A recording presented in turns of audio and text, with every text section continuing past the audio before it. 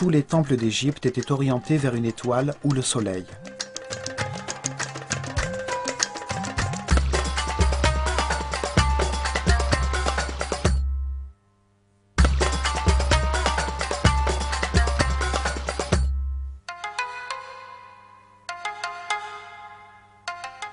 En arrivant depuis le Nil, on observe l'imposant bâtiment. Les deux pylônes qui forment la grande cour intérieure et le grand nombre de colonnes constituant la cour hypostyle qui conduit au temple de Nectanebo.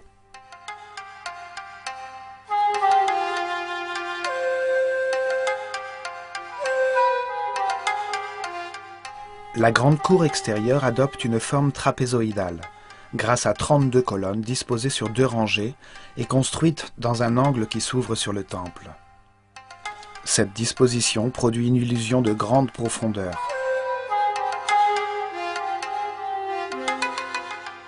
Les colonnes et un très long mur qui présente à distance régulière une série de fenêtres donnant sur le Nil forment un passage sombre. Toutes les colonnes sont différentes.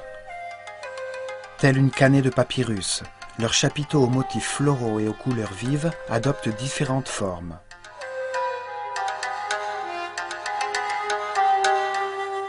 Les femmes étaient initiées pour devenir prêtresses dans les temples consacrés au culte des divinités féminines, telles qu'Isis ou Hathor.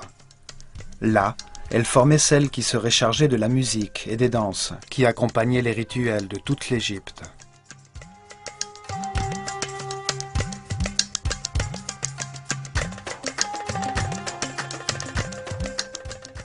Les femmes qui se consacraient à la musique portaient le titre de Shemayet. Elles pouvaient aussi servir des divinités masculines. Elles pouvaient également devenir scribes.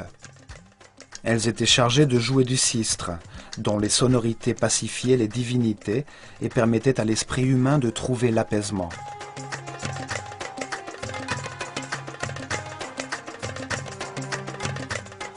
Les prêtresses vouées à Hathor remplissaient d'autres fonctions sociales.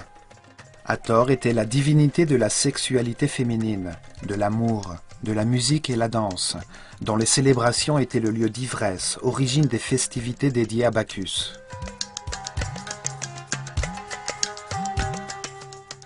Ces prêtresses apportaient la fertilité et enseignaient aux hommes qui allaient se marier l'art de l'amour, afin de satisfaire leur future épouse.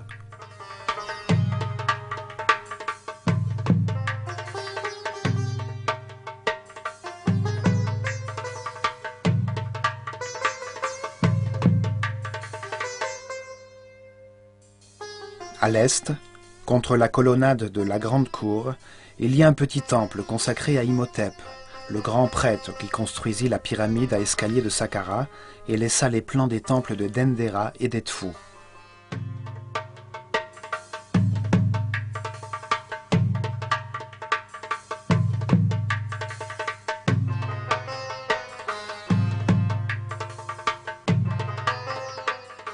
Sur le premier pylône, comme dans de nombreux temples, on retrouve la figure du pharaon gravée dans la pierre. Dans ce cas précis, il s'agit de Ptolémée XII, qui frappa de sa canne les 9 célèbres ennemis d'Égypte.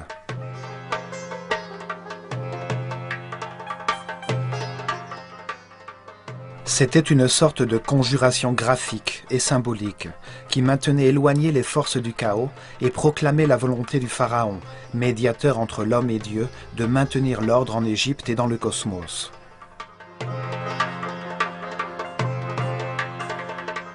La confrontation de l'ordre et du chaos est un exemple du principe de dualité selon lequel les Égyptiens concevaient l'univers. De la même façon, le pays avait 2 territoires. La longue vallée du Nil, appelée Haute-Égypte, et le delta qui s'ouvrait sur la Méditerranée, appelée Basse-Égypte.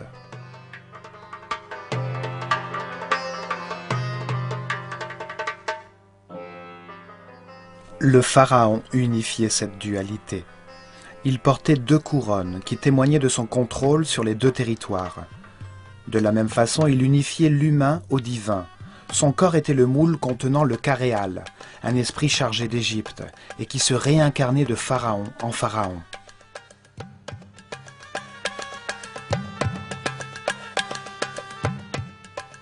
C'est pour cette raison que le pharaon, la personne la plus importante d'Égypte, représentait le degré de conscience atteint par le peuple durant son règne.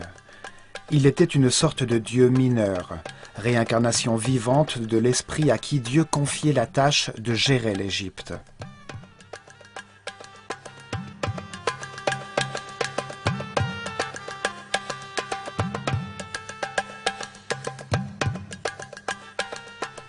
Le nouveau pylône avait 2 mâts où flottaient 2 oriflammes. Ces 2 tours auraient dû être symétriques et unies par un portique. Cependant, sur Philae, la tour de gauche possède une porte qui menait directement à la chapelle de la naissance.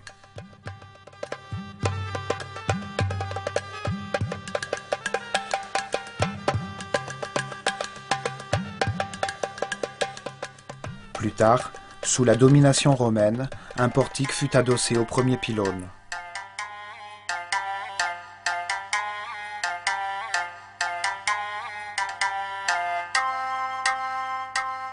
Dans cette chapelle, on célébrait la naissance des divinités et de leurs enfants, comme Horus, la maternité d'Isis, quand Sirius, sa correspondance stellaire, venait annoncer la nouvelle année, le solstice d'été et la montée du Nil.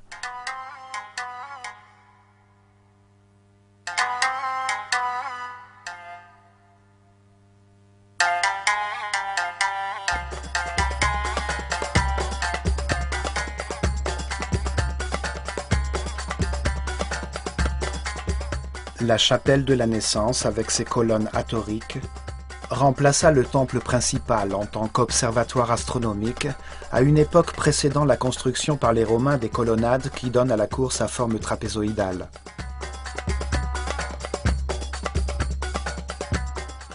Aucune société n'a autant que l'Égypte valorisé les femmes. Cette société considérait l'homme et la femme à égalité, grâce à leur conception philosophique de Dieu.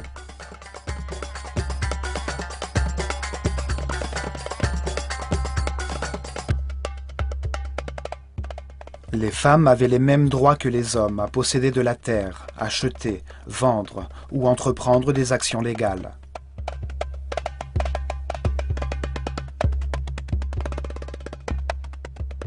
Cependant, jamais une femme n'occupa une fonction administrative.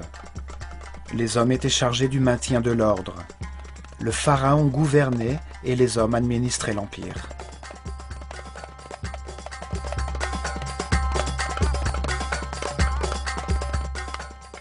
Il existe une légende qui affirme que le droit au trône était transmis par la lignée féminine, la princesse royale, héritière légale du trône. L'homme qu'elle choisissait comme époux devenait le pharaon régnant.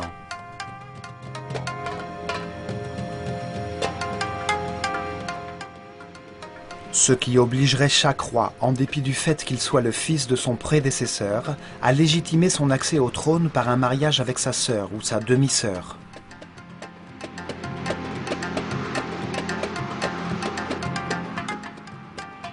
Cependant, aucune lignée directe d'héritiers ne confirme cette légende. On sait que les pharaons étaient polygames, et les principales femmes de Thoutmôsis III, Amenhotep II et III, n'étaient pas issues de familles royales.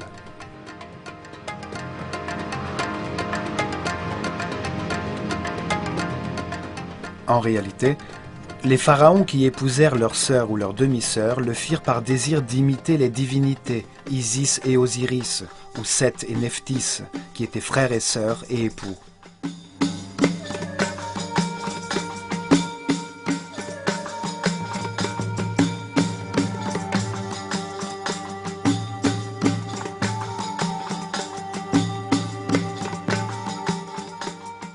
En épousant sa sœur ou sa fille, le pharaon se différenciait de ses sujets, qui ne se mariaient jamais ainsi. Il se positionnait lui-même au niveau des divinités, réaffirmant son droit divin à régner.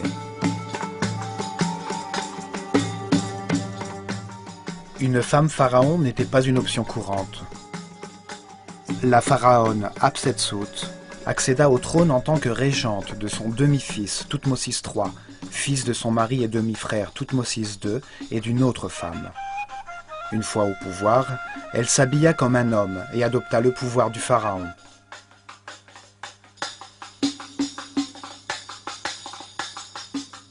Après son règne, sa représentation en tant que pharaon fut systématiquement effacée, faisant disparaître des mémoires la trace d'une femme qui avait accédé au pouvoir d'une façon incorrecte. Cependant, ses représentations en tant que reine sont restées intactes.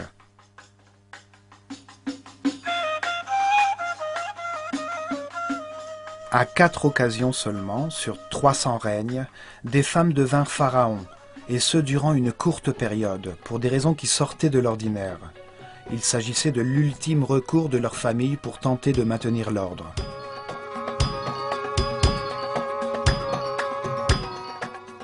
La première d'entre elles fut la reine Nitocris, qui régna à la fin de la 6e dynastie, au début du chaos, aujourd'hui appelée la première époque intermédiaire. La seconde fut Sebeknefru, à la fin de la 12e dynastie.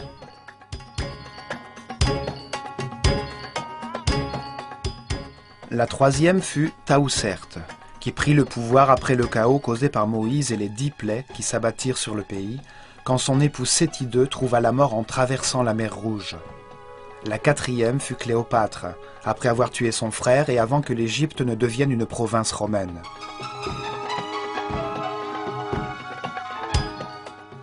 Toutes étaient reines d'Égypte suite à leur mariage avec le pharaon et elles accédèrent au trône quand ils moururent dans des circonstances extraordinaires.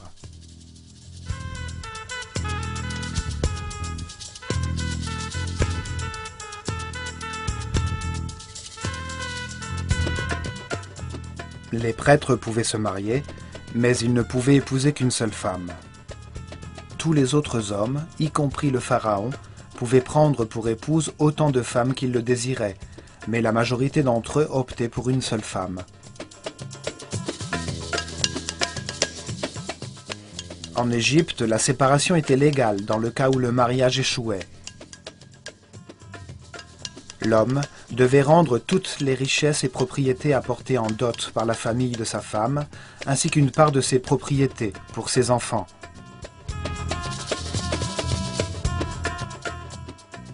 Pour cela, il devait juste prononcer devant les témoins des 2 familles et le prêtre du temple qui était le sien la formule suivante.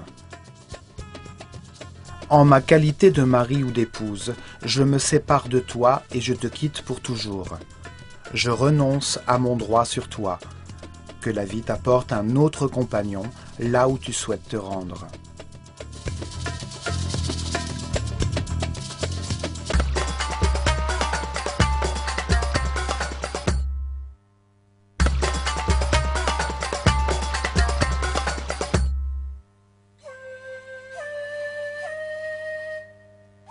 En dépassant le nouveau pylône, nous atteignons ce qui fut la cour du péristyle, aujourd'hui constituée de la façade originale du temple, du passage de droite avec ses 10 colonnes et sur la gauche de la nouvelle chapelle de la Naissance.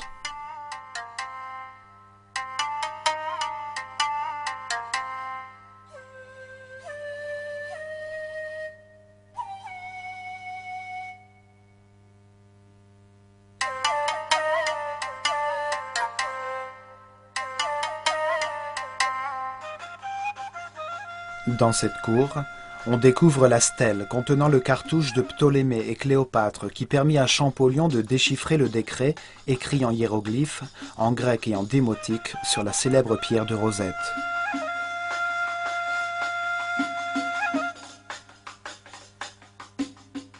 Ce décret obligeait à honorer la figure du pharaon. Pour mieux comprendre l'époque ptolémaïque, à l'époque de la restauration du temple, nous en résumerons le contenu.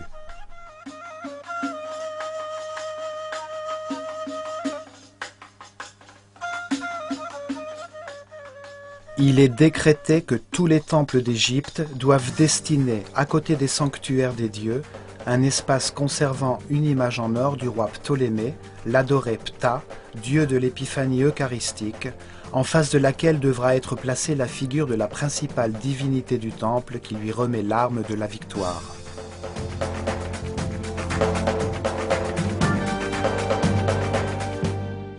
Tout ceci doit être conçu en accord avec le style égyptien. Les prêtres, vêtus de leurs robes sacrées, doivent l'adorer 3 fois par jour, célébrer en son honneur tous les rituels et le transporter durant les festivités à l'égal des divinités.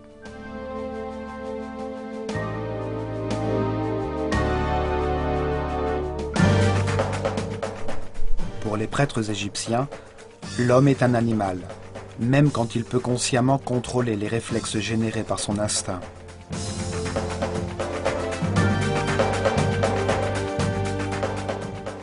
Les réactions automatiques permettent aux animaux et à l'homme de maintenir et de générer la vie.